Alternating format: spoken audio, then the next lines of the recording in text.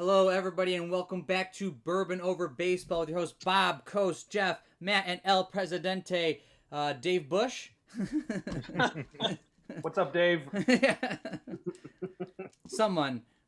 We got everyone here today, and we're going to break down another team for everybody. I hope you guys have been listening. I know we had a little bit of a break. A lot of stuff was happening with projects around houses and people's schedules. So we're going to jump right back into it, though, and try to do the next team that was suggested by someone on the YouTube. Beautiful day in sunny Tampa Bay. You'll feel the heat intensified, exposed to our rays. The stands will start to... Yeah. That song sounds awesome. Yeah. What's going on over there? So obviously the Rays were an expansion team, so they have a little bit more current than these like old jingles that some teams have. Current in quotes. Yeah. Obviously, they're the Devil Rays during this season. But this was a suggestion from someone on Twitter because of a foil that we'll talk about later. And so we wanted to do that for our listeners. And let's just jump right into it then. First up, we have Wilson Alvarez. Nothing crazy here. I usually try to go for a 30-point less type of guy. I guess you're going for ground ball outs here. I mean, he's pretty. Walk instead of single. Yeah. He's not. I mean, like I'm actually not.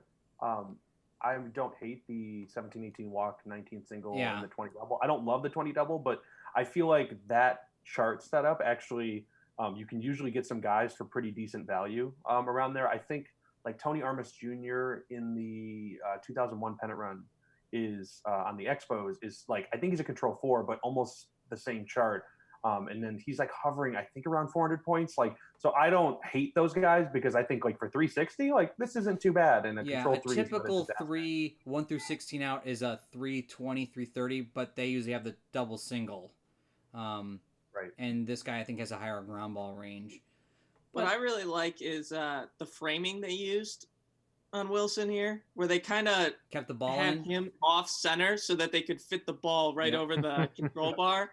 Yep. That is a classic move. Interesting too with the silver glove. I don't see many silver gloves these days. Just for reference, the Devil Rays were not terrible, but not definitely. They were in the bottom third of teams in terms of points. So the average is 41.63. And the Devil Rays are 3850, so 3,850 points total, and that's just the base. So next up we have Rolando Aroja. I don't want any zero, and I definitely don't want to spend 170 points on a zero.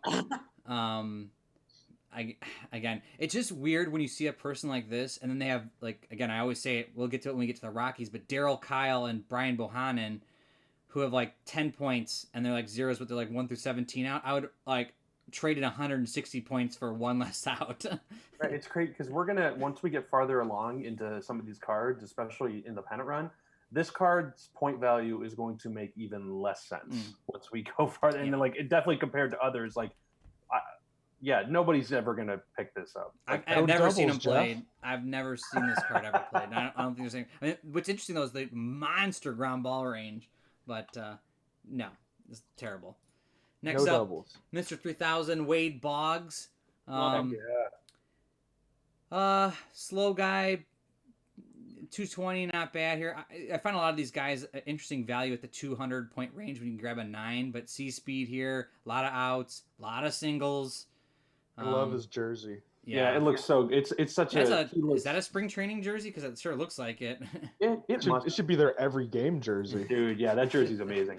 I had the chance that before the Showdown boom of 2020, which also coincides with COVID, 19. Yeah. COVID boom. Yeah, the COVID boom, Showdown boom. Yeah, no, I'm not going to go down that path. I had the chance to get a Wade Boggs signed card for it was like $8. And I didn't do it, and I kind of regret it. I just think that having a Hall of Famer, in this card, he just looks awesome on. I think that was a mistake. So one thing I remember is, and that would have been this year too, because I remember this very clearly. Wade Boggs getting his 3,000th hit against the Indians, and it was a home run. So I just looked it up, and it did happen in '99.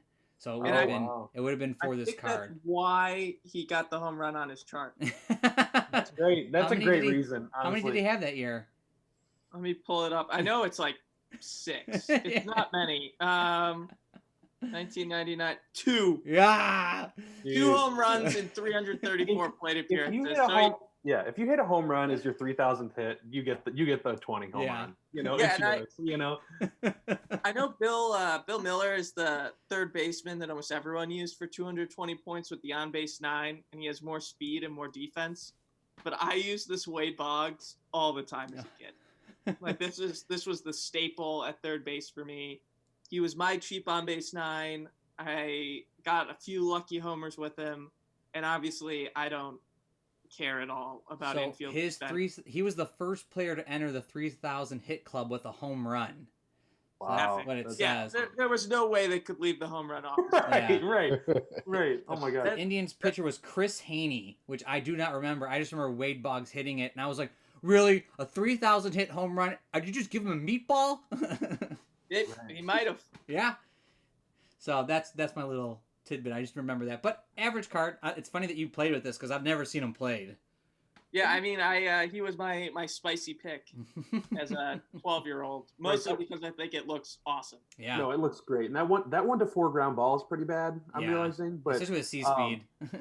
yeah, little bump. But I realized like 20, even one single 20 home run is like a big deal in the league we play in, because like when you get the mistake pitch, you get a 24-sided die, Yeah, and then yeah, whatever, that's true. basically whatever number 20 is becomes the extended to 24. Yep. So like his, like, I know it doesn't happen probably that often, but like it's enough that like having a 20 home run like is a bigger deal than having it just be 19-20 double or something. That is actually very true. And again, that's the house rules that I play with. Like, I took that a little bit from Clutch Baseball, their version, which I really enjoyed the idea of, that if you rolled that 1 as a pitcher, that's the meatball down the plate, and they get to roll a dice with a little bit more percentage to get something fun. Though I know some people in my league complain about it. They feel like they roll worse with the 24-sided dice, but that's technically all in their heads.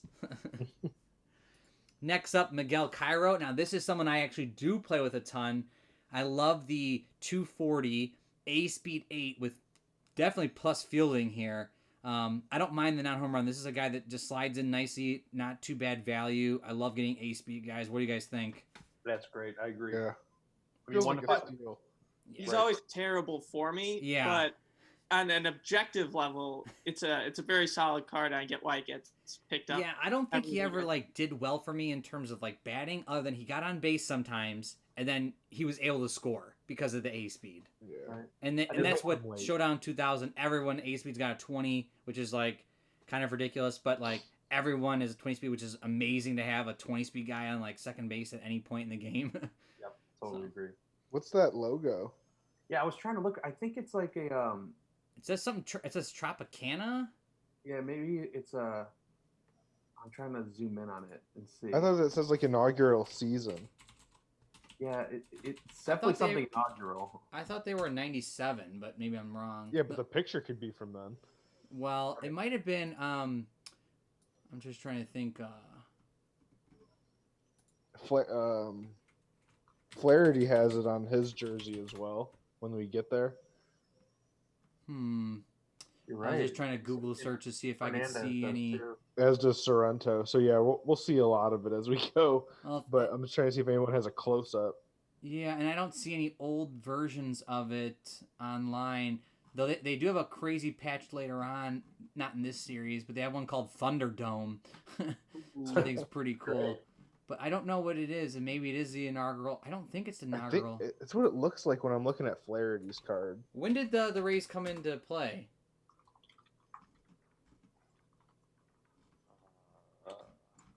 Same as the Diamondbacks.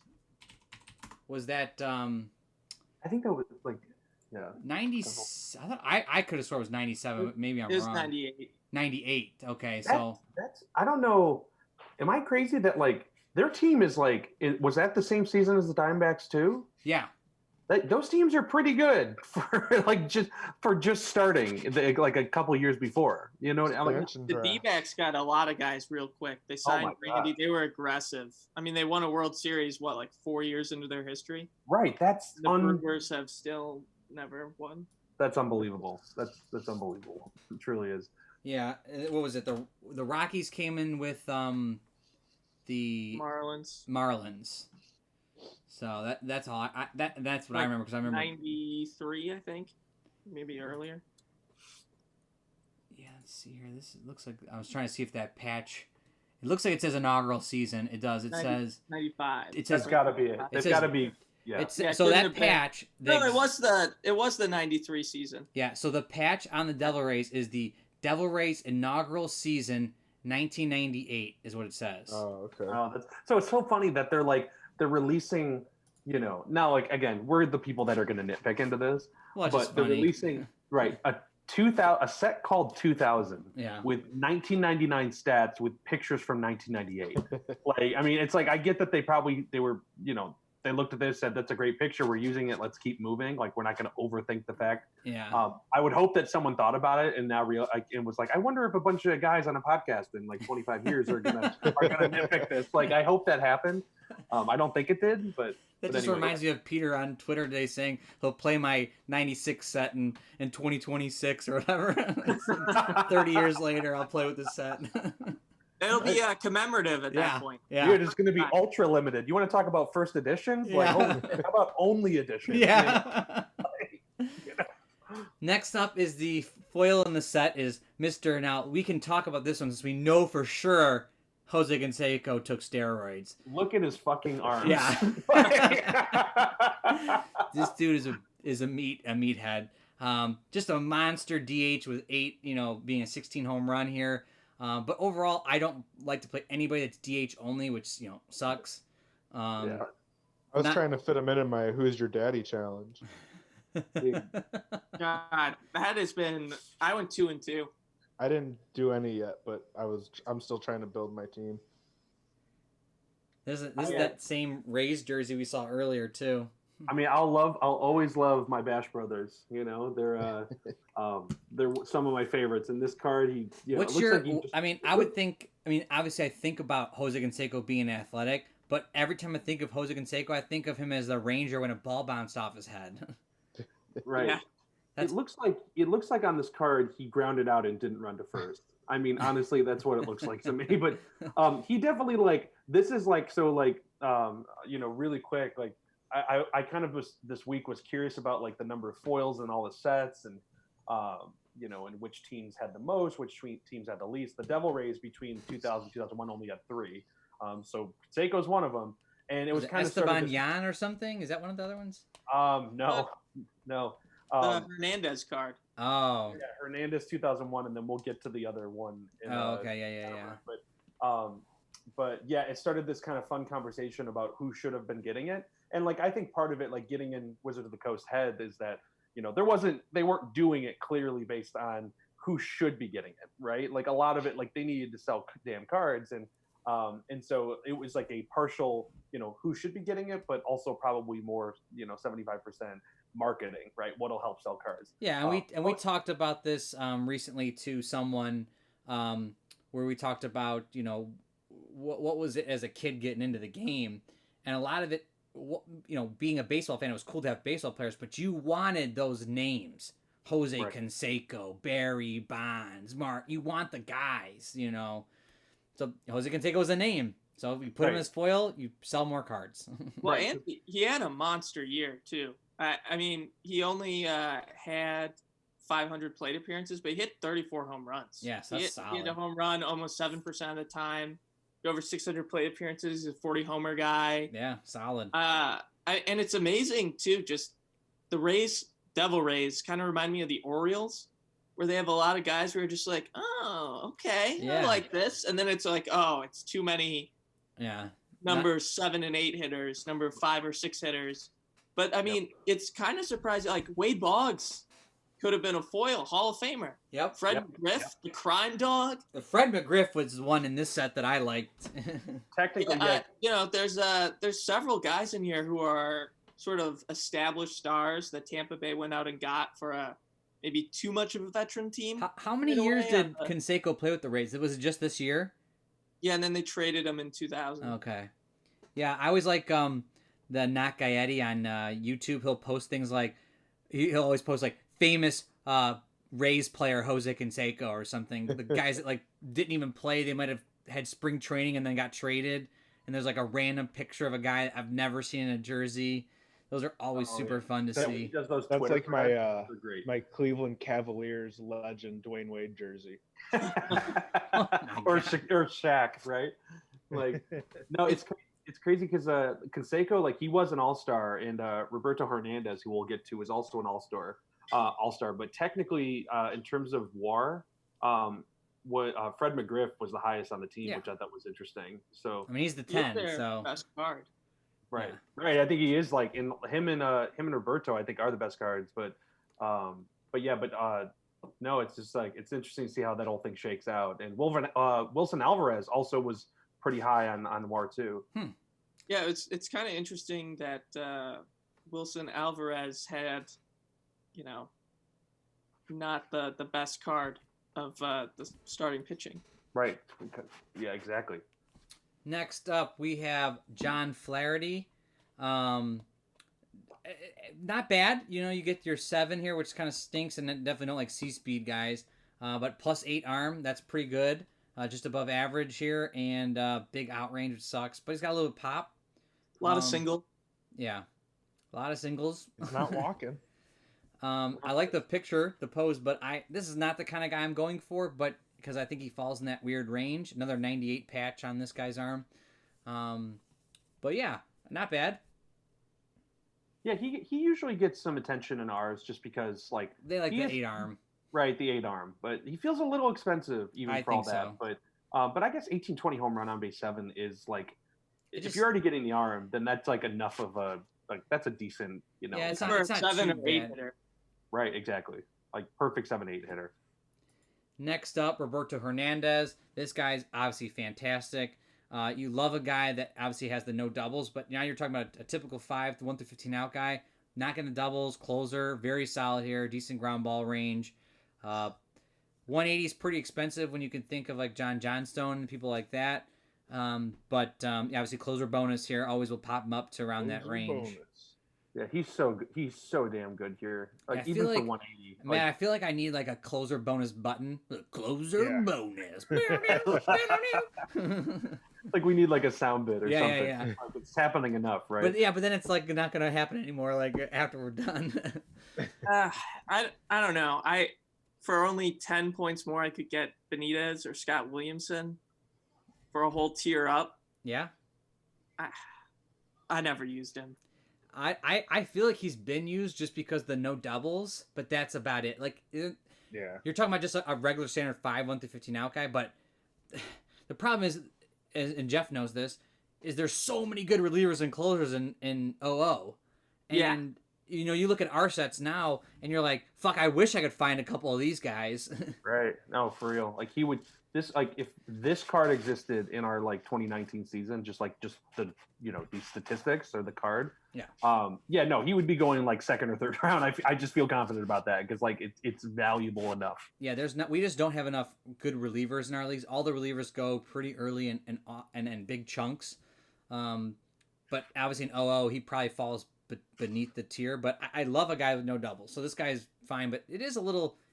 3 singles is a little rough, but I don't mind him. I think he's fine. I was also looking at all of the 2000. So there were 62 foils total in the 2000 set. And there seemingly were not many reliever closer foils in that set. Just the big names, Wagner and... It was, I think it Hoffman. was Wagner, Hoffman. Rookie of the Year, Williamson. Yeah. Williamson, Rivera, and I feel like, again... Zimmerman. So I guess 5 is actually pretty well represented now that I'm realizing I forgot about. Well, some of those are those not all closers, are they? Are they all? Zimmerman's a reliever. Zimmerman's a reliever. So I guess again I said this when we were talking with all of our crew I think that they probably got 50 foils pretty clearly based on marketing. Said we're giving it to this guy There's no question about that. We need to also represent each team. So like even players that definitely shouldn't have gotten it got it because they had to, because we had to represent the team. But I feel like, filling the last 12 spots was probably like something like 30 or 40 players that like all technically could have deserved it. And I feel like this Roberto Hernandez card was probably in that group of players. I always wish they would have had that Manti guy as a foil. I love playing with that fucking card. Yeah, it's a great picture too. Yeah.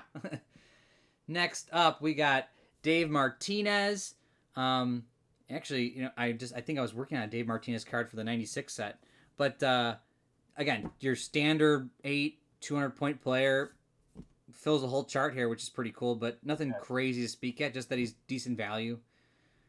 The left field, right field +1, center field +0 seems unusual. Yeah, like I've never seen it that way. I've usually seen it that like left field, right field is 0 and center field is +1.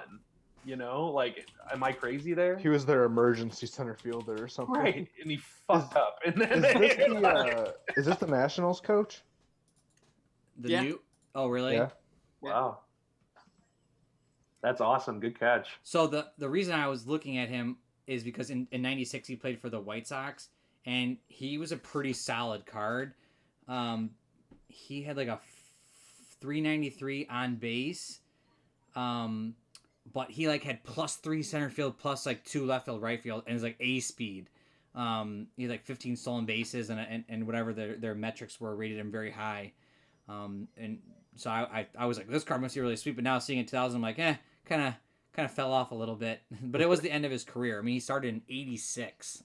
Well, in 96 was like a career year where he suddenly had his on base percentage jump up to 393. Yeah, the rest of it being mostly like a guy in the 320s, 330s sometimes. That's what I'm seeing here. Yeah, it was just cool because I was just working on this card recently, going, wow, like this guy's not bad. And then I wonder if it was having protection in the lineup from Frank Thomas and wasn't Robin Ventura on those teams? I think they had like Harold Baines. Oh yeah, Harold too. Baines, Frank Thomas, Ventura, probably like Ozzie Guillen. Well, Ozzie Guillen wouldn't have been protection. Was Albert Bell there yet, or is he still in Cleveland? No, he was in Cleveland in 96 because I remember I made the Frank Thomas. I'm pretty sure he's an 11, and I'm pretty sure Harold Baines is a 10. Yeah. So you're talking about like some pretty solid players. And Tony Phillips. So they got 3 10s, and then Ventura hit 34 dingers. So I'm sure he's got some pop. So yeah, it just obviously this card. It looks like also he just struck out in this picture or missed the ball. I think he hit a weak grounder to third. Oh, but he looks not too happy about what he did. Yeah. Story of the Devil Rays. Yeah. Next up is the guy that I've seen drafted a handful of times just because he's a 10. It's Fred McGriff. Love him. Yes. What was it? What was his nickname? Wasn't it like Crime Dog? What was it? Crime Dog. Yeah, Crime Dog. Yeah, Crime Dog. Solid. I mean, this is like a Hall of Famer in my mind, especially when he played with the Braves. Fucking monster. Yeah. You didn't like him? Oh, very good. Yeah, I thought he was awesome. Yeah, he's good for sure. I mean, a lot better than I'll ever be at baseball by a long shot. But I think he only made like 5 All-Star teams. But is that fan votes? I have no idea.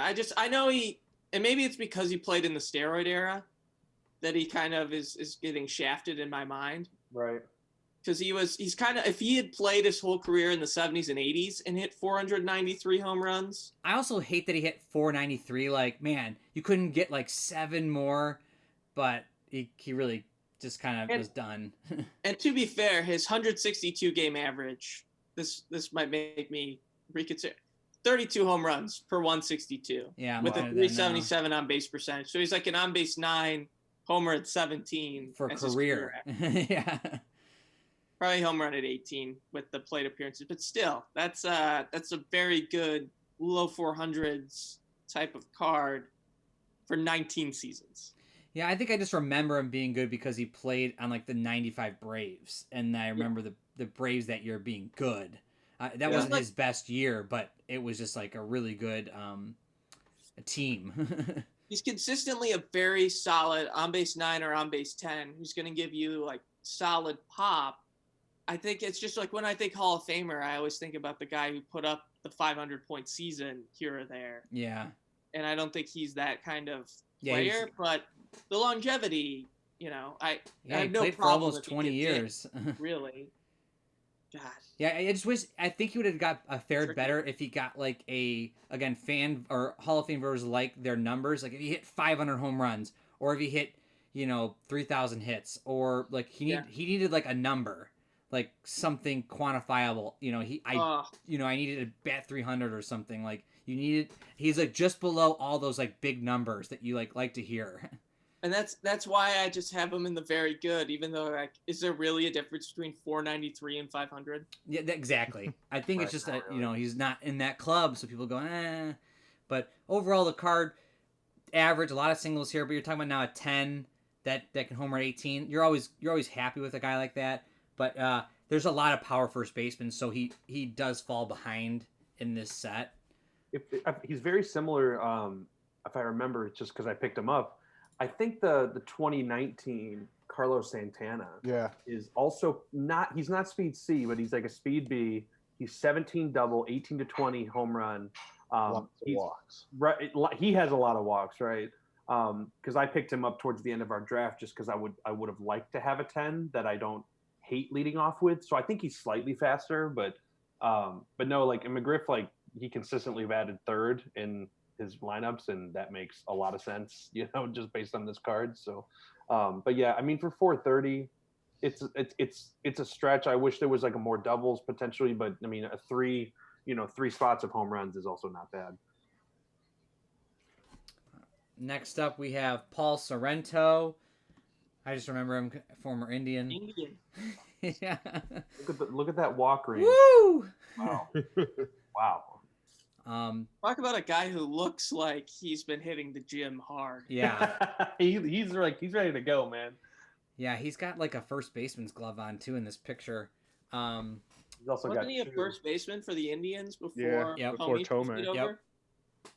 So again, a below average card here just because of the C speed, no fielding, and like that really rough walk range is. That's a rough chart. Yeah. And this is kind of funny because if he was a real base player, you'd love that he walked all the time. Yeah. But like in Showdown, it's like I need to fucking move my runners over.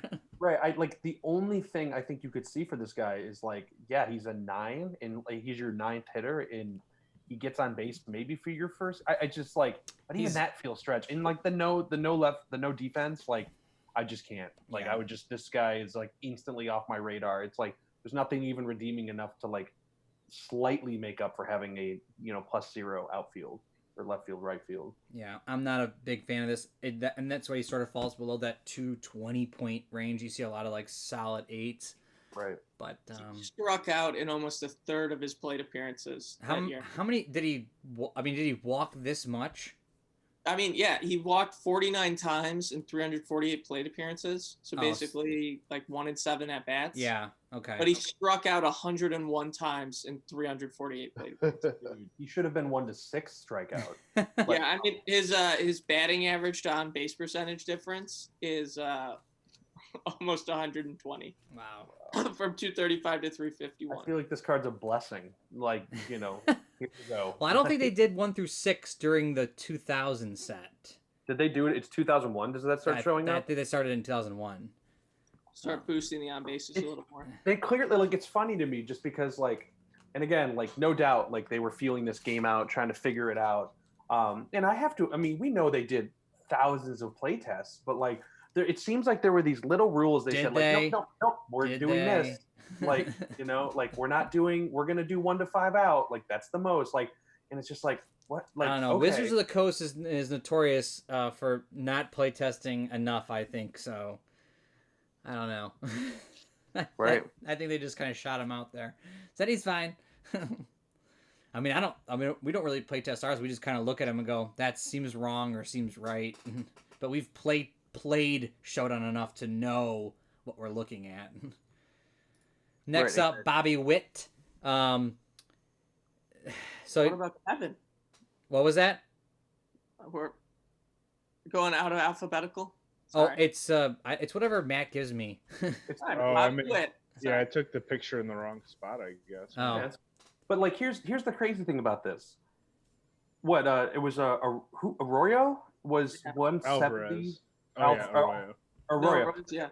was 0 for 170. Yeah. And like, Same and that's kind of coming back to the play testing. If you did these two pitchers and did just say 4 games, like Arroyo would probably lose every game, and Witt is maybe could win half of them. Yeah. Like, ideally, again, assuming like this card is like for 230 is like pretty good actually. Yeah. Like, and it's like a pretty decent value. I feel like this guy's much more in the range of a 3 1 through 15 out than fucking that guy is at 0. Exactly. Well, yeah, they're the same tier, but Bobby gets the control because he's an 18 out.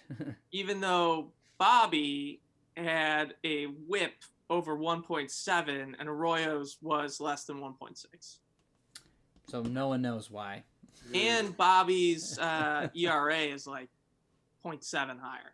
So it's not tied to that either. No, I swear they went down in control as like the whip went. I don't understand it. Yeah. Like I said, Randy Johnson, like being a 3 control makes no sense to me, but it is what it is. I guess they tied it to outs on their charts. Yeah, I think they same with favored that. Benitez because his whip was insanely low too. They just didn't realize like, oh, they're gonna give up Yeah. a lot of charts. Next up, Kevin Stocker. Interesting card here. Actually, very strong for this team. Never heard of this guy. But you get a 9 A-speed shortstop +4, rounding out the infield with the other +4 for 300 points. You always like an A-speed 9. That's pretty solid here. 1 through 5 out, those sucks. And a lot of singles and doesn't have a lot of doubles and no homers. Yeah, he was like a consistent guy with the like mid 300s on base percentage throughout the 90s, and then 99 he suddenly skyrockets to the 369. Wow. Well, he was a finalist for Rookie of the Year in '93 with that World Series team. Yeah, so I've never seen this card picked up in our leagues. I assume it's because of his lackluster chart, and you guys spent 300 points to get that. Right. I'm with you. Like, I just don't. The defense is great, speed is great. I like the on base, and like, but it's just like everything doesn't point towards 300 points for me. Like, I guess like this guy could be your leadoff, but like 1 to 5 out is pretty bad too. Like, I just like, I guess like there's enough little things to like pull me away from ever seriously considering him. I just think I would have seen this card drafted, and because someone would have wanted an A-speed 9, but I think the 300 points is what's drawing people away from it. Right. I need to open our last draft and see if he got taken, because Yeah. I just like, there are some people that that we play with that part of me thinks like would be interested in him, but I don't know. Like, so I'll check and report back. Yeah, I think he's a really solid leadoff guy that usually goes when I play. I don't like the 1 through 5 out, and I don't really care about the defense in the infield that he gives. He just too lackluster of a chart for me to spend 300 points on him. It's rough. But I think it's a viable strategy if you want to be a small ball guy. Yeah. It works. Next up, Bubba Trammell. Again, I've seen this guy. Well, I used to play this card when I was a kid because I just liked the name Bubba, and that he was just a kind of a power guy at the time, and I didn't have many cards. But C-Speed 9, you don't like the C-Speed here, but solid chart, 16 double here, 18 home run. You're not too mad about it, but for 7 less points, you could have the A-Speed guy. So, but you get no power. So it's it's a trade off. Is this guy worth 70 more points? I don't know. I would not draft him nowadays, but I always liked him. I remember him from like my, when you get the starter deck, like he was in there. So he's like one of the better hitters you get in the starter deck. Yeah, that's probably why I had him then, because I remember playing with him like, this he's awesome for me. What irked me was that he basically had the same card as Albert Bell. Oh, from the Orioles? They're both 9s with 18, 20, double 16, 17. They're both on at 5 too. Yeah, he gets an extra single. Bell had a single plus. They're basically the same card, and Albert Bell was significantly better. Yeah. One thing I just looked up on our draft that we did. So we had an 8-person draft. We did 2000 and 2001, did like a little mini season. And only one guy from the 2000 and 2000 pennant run Devil Rays was drafted, and we haven't covered him yet, so I'll save it. But I it thought it was know who it Esteban was. Yan. it was Esteban Yan. Nobody else has got drafted. So kind of answers a little bit of questions there that like, And you know, was it me that drafted him? Yeah. it was you that That's drafted what I was like, I him. know. I was like, I feel like Esteban Yan got drafted. Yep, that's literally like it looks like. And again, we'll cover more on like the different years. Like a lot of the 2001 guys got picked up. Yeah. Just because again, there's some low points. A lot of value guys, honestly. They in started that working the statistics better, I think, for pitching Right. and batting, getting lower point guys in there for salary. But yeah, I am I guess that kind of answers our question about Boggs and Stocker, and Yeah. I'm honestly kind of blown away that Hernandez didn't get picked up. But I think part of it is like we've said a zillion times, like there are so many good like relievers closers in this set that Yep. like he cannot get, like it's crazy to me that he doesn't get drafted in our even an eight team, right? Like I it's just especially given how bad the 2001, not bad, but how over, how they're just their value is overpriced. right. Exactly. It's like how does like, I feel like there are so many 2001 relievers that would just not get drafted compared to Roberto Hernandez. Like it's wild to me. Next up, we have Rick White. He's actually gotten picked up, though I don't like him, just because he was a 2 IP guy, and I just don't like it to spend that much on a 4 control guy when I can have a 6 that's like 180, 190. I don't know what you guys think about Rick White, but I don't know. Does anybody know what the 45 on his hat is for? I do not. Okay. He's a big fan of President Trump. Looks like there's another number to the right of it too. Yeah, I just thought it was interesting because I've seen him picked up a handful of times. I think by Nick in my one league, who just likes these 2 IP guys. I don't know why, because just thinking about it, you can grab a 6 control guy that can last 3 innings to get to a 4. I don't know why you would ever do that, but again, it's not my decision to do that. I know he's gotten picked up. I don't like this kind of player. So let's see here. I just want to save this really quick. Okay, next up we have Randy Wynn. So if you're looking for a cheap outfield A-speed guy, I guess this guy could be your guy. Weird chart with a giant single range, but again, no one really wants this kind of guy. At least I hope not. Maybe Not I'm for wrong. 140. Yeah. If he was 40 points, maybe Yeah. I'd consider this, but I just again 140. Like what? I don't get it. I think he'd be good in that, like in the Discord, there's that one league that caps control and on base. He might be good in that as like a number 9 guy facing all control 3 and lower. He's like the equivalent of an 8 in a regular league. Yeah, because he's got the the single plus at 14, A speed. I'd spend 140 on him in a league like that, but normally, yeah, he's pretty unusable. Yeah, I think your grass match draws, but this is the guy that I guess if you want some value here. I just think he looks good. Yeah. It's a great picture.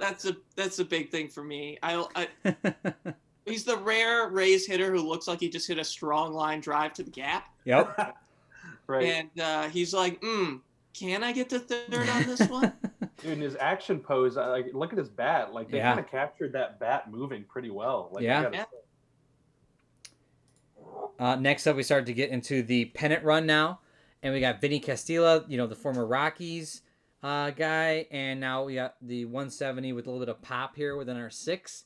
But this is I hate that they nerfed everyone who came to Tampa Bay. yeah. I guess like in reality their numbers went down as well, but everyone who went to San Diego got a weird boost. Huh. And everyone who went to Tampa Bay, unless one of the guys coming up who came from Atlanta might have stayed the same. But I mean, Vinny dropped significantly from his Colorado, and I know he was at Coors Field. I assume that's what they were thinking too. But he fell a hole on base and 2 home run spots. it's just tough when the team already sucks. Yeah. Yeah, it's not the kind of guy you want to be playing with. Want to know my weirdest thing that I noticed? Sure. So for the Devil Rays, all of the basic set pictures are credited to All Sport, and all the pennant run are credited to MLB Photos. That's actually the case for a lot of them. It's so funny you say that, because I've been paying attention to that a little bit. I guess the Yankees are that way too. Yeah, I think they switched over. All of them almost are All Sport. So clearly, All Sport had the archive, because we know they've pulled pictures, not necessarily just from that 99 season. Yeah. But yeah, no, you're absolutely right that it flips. Yep. Bizarrely enough. Right, I just noticed it on Randy Wynn, and then all of a sudden it was different. And I was like, oh wow. Yeah, I think I noticed it when we did the Orioles, and I was like, it's. I figure that's the rights. Next up is somehow this guy Juan Guzman. Dude, Closer bonus. Yeah. Closer. This is when I talked about Arroyo and Zero, and how 170 made no damn sense. And I know that again they had a little bit of time under their belts. It's within the same set, but we know that there was a definite time difference between development for the base set and the pennant run. But for 40 points, dude, this one was just a straight up typo. Yeah, it feels like a typo. No, it is 100%. Oh, it is. Okay, Yes. good. What should he have been? 400. 400. Yep. 400. Okay. Yeah, they just left out the 0. So they did this a lot in the pennant run. There is a ton of errors, and most of them occurred in the pennant run. It's almost like they just went too fast. Let's get this set out, and they didn't have a QC. He's a 400-point pitcher. He's a 5 15 out. That's 5 innings. Guy, this is a 400-point player. He gets picked up all the time unless you're playing with the corrected version of him. So I play with the corrected version. I don't think I never knew this was a mistake. Oh yeah, we'll see more as we go through. Yeah. It's interesting to me that he didn't get a card in the normal version, right? Who did he play for? Cincy. He got traded to the Reds, who I think won the Central that year. They're really good. So he should have been this type of card on that Reds team, but instead they just have Harnish, and then that the Neagle card that gives up a bunch of extra base hits. Yeah. Omko, who gives up a bunch of pop, and then I don't remember if Vallone, and then Steve Paris, the pennant run guy. Then yeah, and it's just wait, but Juan Guzman was their big acquisition who helped push them over the top. And don't worry, we're gonna put him in the pennant run race. We're gonna put him in the pennant run race for only 40 points. Don't worry, guys. I mean, he was a key cog to 2 Toronto Blue Jays World Series, and then he's awesome in Bob's '96 season. Whoop whoop. I think he led the American League in ERA and he WHIP was that year. he's the 3rd best pitcher on my chart, though he is MLB stats or Showdown stats don't they're not exactly they don't come out so smooth. But yeah, he's I thought he was a 400 500-point pitcher, so it's good. And I mean, he was good good in '99. He had a 3.7 something ERA, and he got this David Cone looking card. Yeah. So if you're ever playing in a Showdown league with people and they're not playing the corrected versions, which I always play because I will not, if I know that there's a typo like this, I will always play the corrected one. I think at the time, I don't know if it was you, Peter, or Matt that gave me the. Okay, so Peter gave me an updated one where he fixed the 40 to make it a 400. I reprinted it and put it into a sleeve of this. So yeah, we did that one. Glenn Allen Hill. Yep. I think I fixed Hammond's. Hammond. It was whoever got drafted, we fixed. Yeah. Because this guy always gets drafted for 40 points. Yeah. It's just bogus. I wonder, do we I wonder how it must be just normal.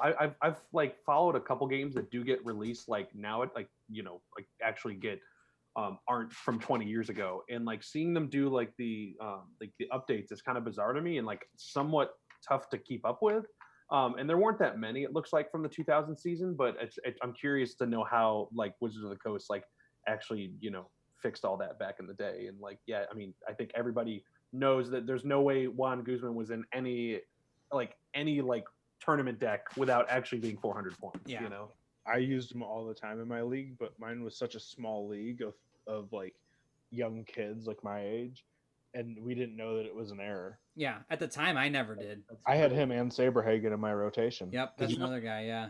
Yep, I had them and then Hammonds, and yeah. and people knew. They were like we didn't know it was necessarily a misprint, but we knew it was wrong. Oh yeah. Because it was so off that they were like they're rolling their eyes. And Yeah, it's like I don't know. It says what it says, guys. When we do Showdown Con, in 2021, the cards will be the errata version that we dictate, because I'm not having a whole entire tournament full of Hammonds, Glenn Allen Hills, or Juan Guzman's and Brett Saberhagen's. I want some creativeness. I gotta say, and I'm gonna check right now, if he was 40 points in our when we did our mini season draft, I don't know why I didn't draft him. I'm pretty sure he's 400 because I had all the pictures slid into the cards because Peter helped me out and got me the pictures. Let's see, he was 400. Yep. Damn. Okay, that makes so much more sense. Oh yeah, I wasn't allowing that Always shit. the number one pick. Yeah. Right, he would have been my number one pick first round, no question. Just the ultra value. It makes so much sense. Oh my gosh. Next up, we have Ryan. Is it Roop or Rupe? Again, this is probably closer to what we just talked about. So here's a 1 through 15 out, 6-inning pitcher. Guys 420 more points than Hernandez or Guzman. I mean, but this is what you're talking about. So for 60 more points than Guzman, you're getting an extra inning. It just depends on what you're looking for. Just, solid 1 through 15 out guy. You're not hating it, but I don't know. It's whatever. Which is interesting because Guzman pitched 200 innings in 99, and Rupier pitched 142, and he averaged less than 6 innings a start, whereas Guzman averaged more than 6 innings so a start. They're like Guzman's gonna start going downhill, and Rupe or whatever is gonna go really up. Yeah, they weirdly gave everyone a detriment when they got to Tampa Bay. Yeah. They're like, yeah, these guys are just gonna quit. Yeah. Once they get there, this is like a retirement community. Yeah. Once they get down there and they're like, wow, this is terrible. There's no fans at our games. Golfing so much. Playing at the beach. Yeah. Next up is the reason that we were talking about this is the guy on YouTube said he loved drafting this Greg Vaughn from the Devil Rays, which is a monster of a card.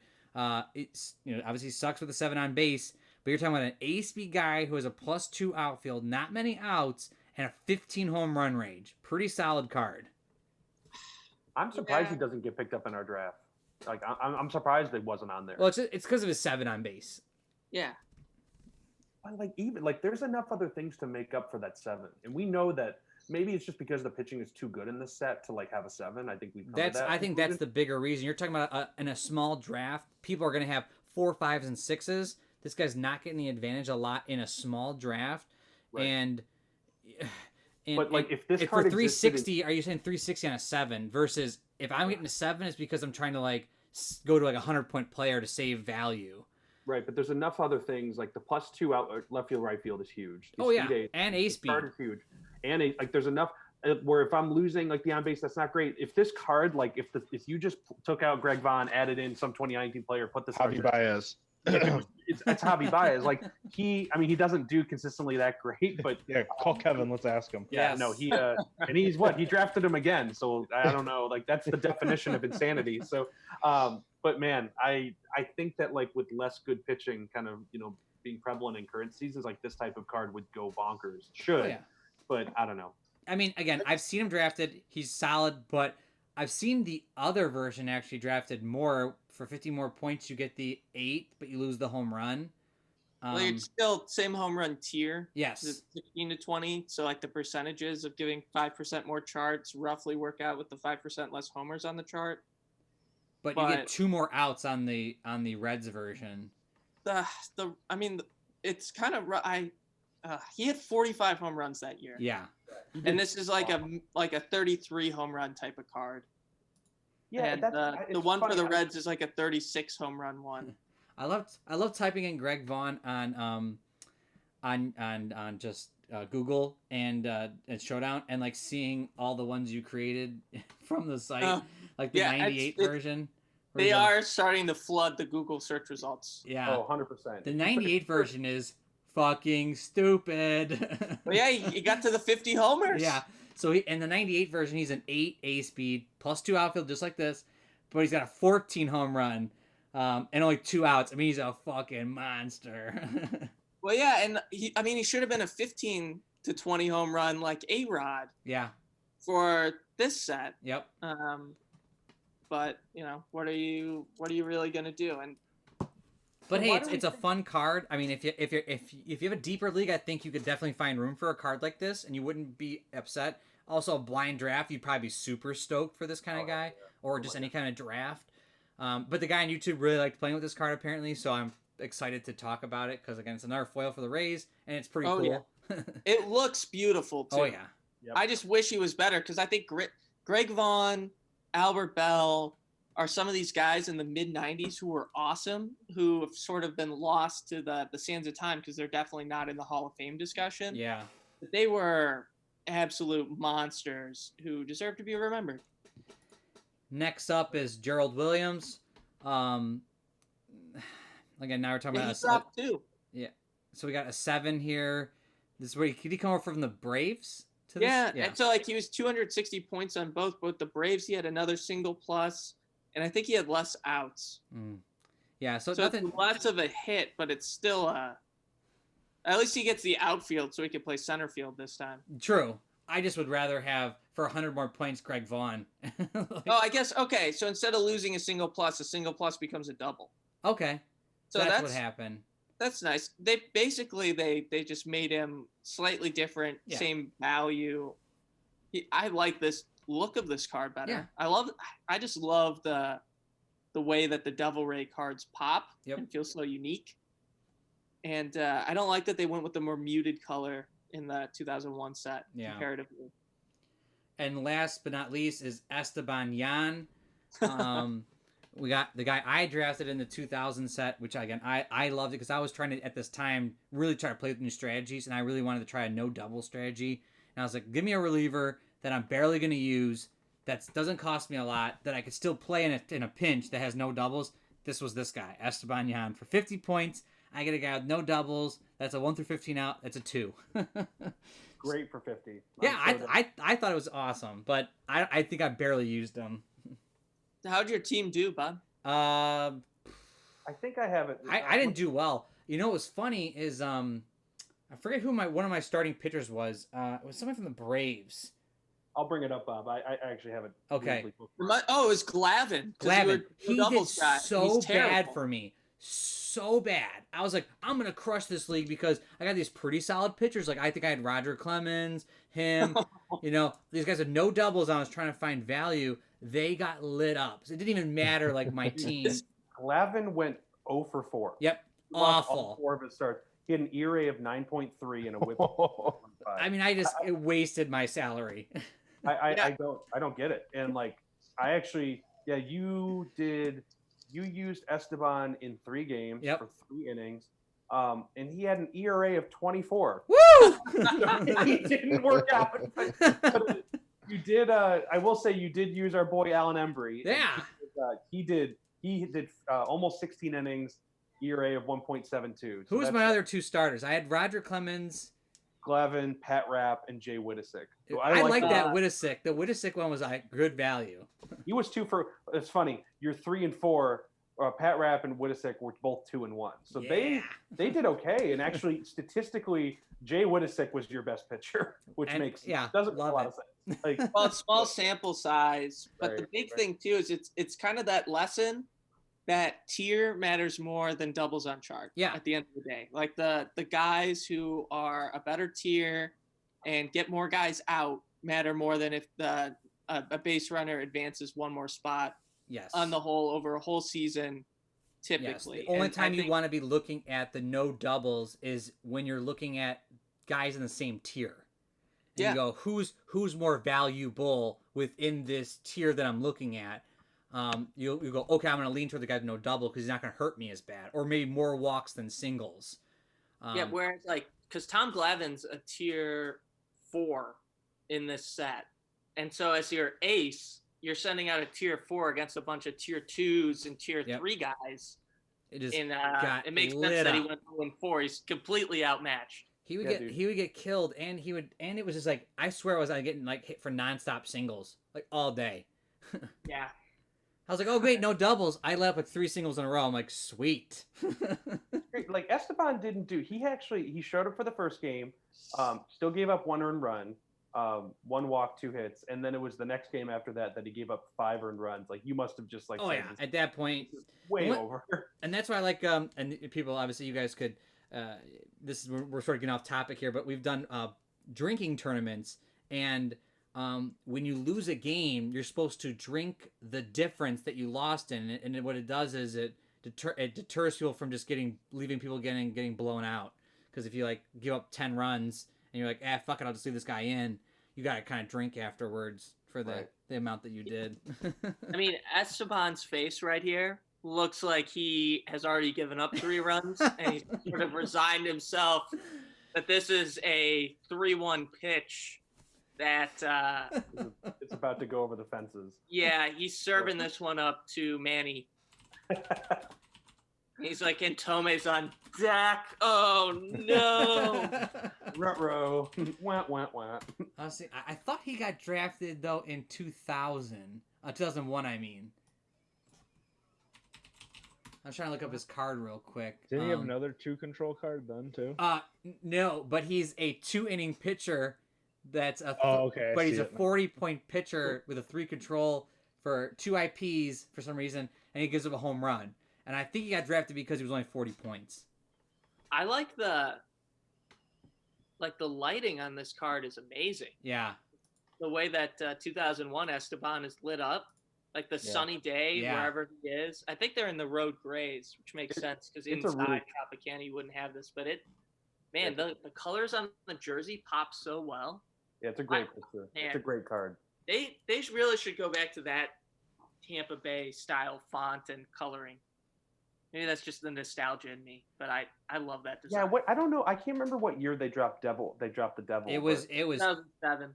Yeah, I mean, I'm not in. Oh, 2008 because it's right after 2000. It's the year that they went to the World Series. It's 2008. Yeah. What was the reasoning on that? They didn't want the word devil. They needed a fresh start. Yeah. They were absolutely atrocious, and then it somehow worked. Yeah. So they were like, we're going to get rid of the word devil. We're going to be more fan-friendly and everything. We're talking about Rays now. Rays of sunshine. Yeah, well, and actually, they had the Manta Rays in the outfield for a while. But then, they sort of went to the Ray where it looks like a shooting star kind of going across the jersey. But, they still have the Devil Ray occasionally. Yeah, they do a throwback. They got some new guy bought the team in like the mid-2000s and wanted to change the name. Well, Burst of Sunshine. Yeah. So that, everyone, is the Tampa Bay Devil Rays. Yes. Yeah, and hopefully you guys like that. Stay tuned for the next one, and you never know what we're going to play next.